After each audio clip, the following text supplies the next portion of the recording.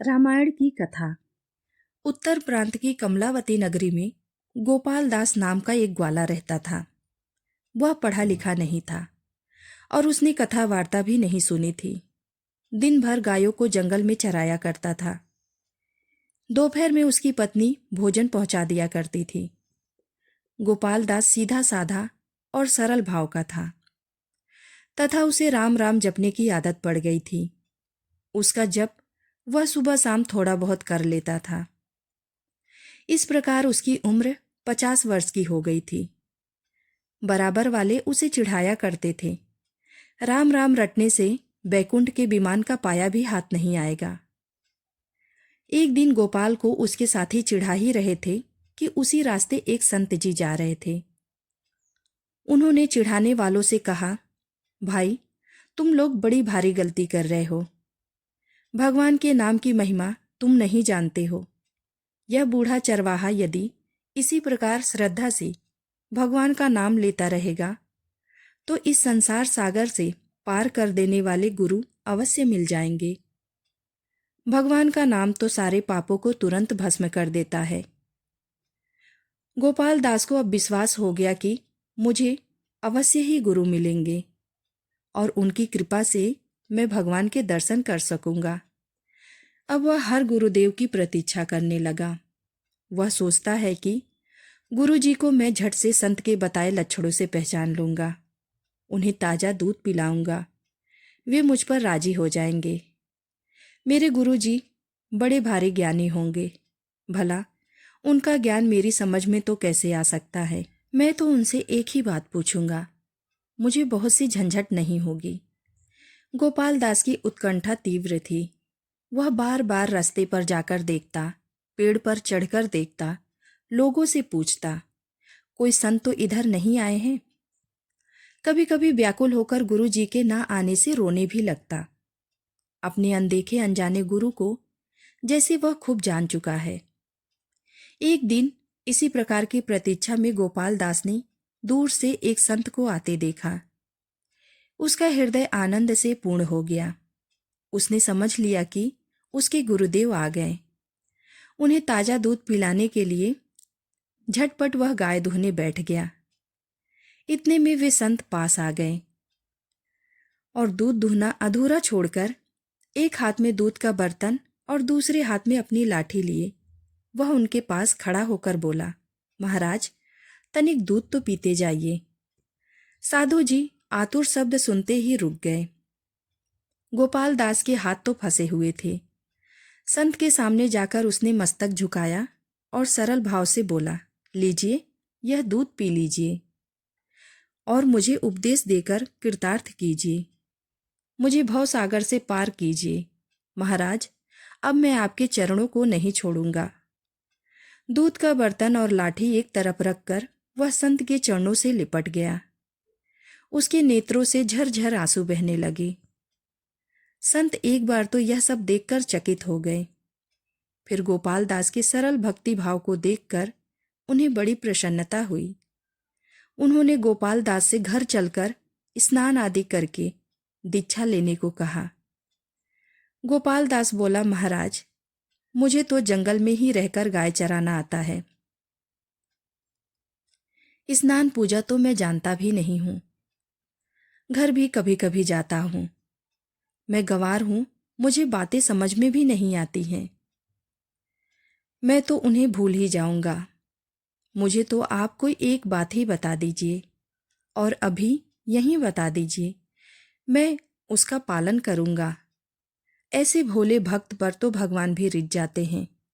संत ने मानसिक आसन शुद्ध करके अपने कमंडल के जल से उस पर छींटा मारा और मंत्र देकर बोले, देखो, अब तुम्हें जो कुछ खाना हो भगवान श्री राम को भोग लगाकर ही खाया करो। इसी एक साधना से तुम पर भगवान राम की कृपा हो जाएगी। गोपाल दास ने पूछा, महाराज, मैं आपकी आज्ञा का पालन करूंगा, पर भगवान राम मुझे कहाँ मिलेंगे जो उन्हें रोज भोग लगाकर भोजन करूं। संत ने भगवान के स्वरूप का वर्णन करके कहा, भगवान तो सब जगह हैं, सबके भीतर हैं। तुम उनके रूप का ध्यान करके उन्हें पुकार लेना और उनको भोग लगाना मत भूलना। उन्हें भोग लगाए बिना कोई भी पदार्थ मत खाना। यह उपदेश देकर गोपाल दास का दूध ग्रहण करके महात्मा जी चले गए। दोपहर को गोपाल दास की पत्नी आई और भोजन देकर चली गई। गोपाल दास को अब गुरुजी की बात का स्मरण हुआ। एकांत में जाकर पत्ते पर रोटियां परोसकर वे राम भगवान का ध्यान करते हुए प्रार्थना करने लगे। हे प्रभु राम जी, यह रोटियां रखी हैं, इनका भोग लगाइए। मेरे गुरुदेव कह गए हैं कि भगवान को भोग लगाकर जो प्रसादी बचे वही खाना। मुझे बहुत भूख लगी है, किंतु आपके भोग लगाए बिना मैं नहीं खाऊंगा। देर मत कीजिए प्रभु, जल्दी आकर भोग लगाइए। गोपाल दास प्रार्थना करते करते थक गया। संध्या हो गई पर भगवान नहीं पधारे। जब भगवान ने भोग नहीं लगाया तब गोपाल दास कैसे खा सकता है। उसने रोटियां जंगल में ही रख दी और गौशाला लौट आया। गोपाल दास का शरीर उपवास से सूखता चला गया। इसी प्रकार 18 दिन बीत गए। खड़े होने में चक्कर आने लगा। आंखों के नीचे गड्ढे पड़ गए। पत्नी और बेटा घबराकर बार बार कारण पूछने लगे, पर गोपाल दास कुछ नहीं बताता। वह सोचता, एक दिन मरना तो है ही। गुरु महाराज की आज्ञा तोड़ने का पाप करके क्यों मरूं? मेरे गुरुदेव की आज्ञा तो सत्य ही है।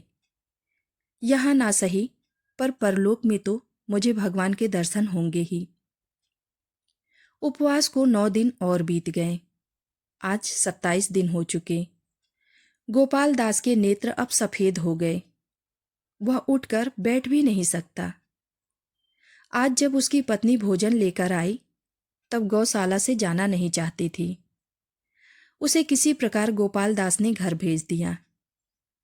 बड़ी कठिनता से भोजन परोसकर वह भूमि पर लेट गया। आज बैठे न रह सका। उसे आज अंतिम प्रार्थना करनी है। वह जानता है कि कल फिर प्रार्थना करने को शरीर में प्राण ही नहीं रहेंगे। आज वह भगवान राम को रोटी खाने के लिए हृदय के अंतिम बल से पुकार रहा है। यह क्या हुआ? तभी एक तेज प्रकाश गौशाला में फैला। गोपाल दास ने देखा कि उसके सामने गुरुजी के बताए वही भगवान राम खड़े हैं। एक शब्द तक उसके मुख से नहीं निकला। भगवान के चरणों पर उसने सिर रख दिया। उसके नेत्रों की धारा ने उन लाल लाल चरणों को धो दिया।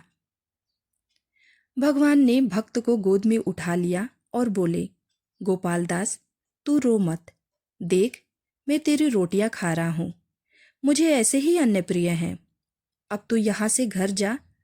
अब तुझे कोई चिंता करने की जरूरत नहीं है। अपने बंधु बांधवों के साथ सुखपूर्वक जीवन बिता। अंत में तू मेरे गोलोक धाम आएगा। भगवान ने उसकी रोटियां खाई और उसके लिए प्रसाद छोड़कर अंतर्ध्यान हो गए। गोपाल दास ने उस प्रसाद को ग्रहण किया। उसका हृदय आनंद से भर गया। उसकी भूख, प्यास, दुर्बलता, थकावट सब एक ही क्षण भर में चली गई। आज 27 दिन के उपवास की भूख, प्यास तथा दुर्बलता ही नहीं दूर हुई, अनंत काल की दुर्बलता दूर हो गई। जय श्री राम। उम्मीद करती हूँ आप सबको यह छोटी सी कहानी जरूर पसंद आई होगी। ऐसे ही नए नए कहानियों के साथ जुड़े रहने के लिए कृपया मेरे चैनल को लाइक कीजिए, सब्सक्राइब कीजिए और कमेंट बॉक्स में जय श्री राम जरूर लिखिएगा। धन्यवाद।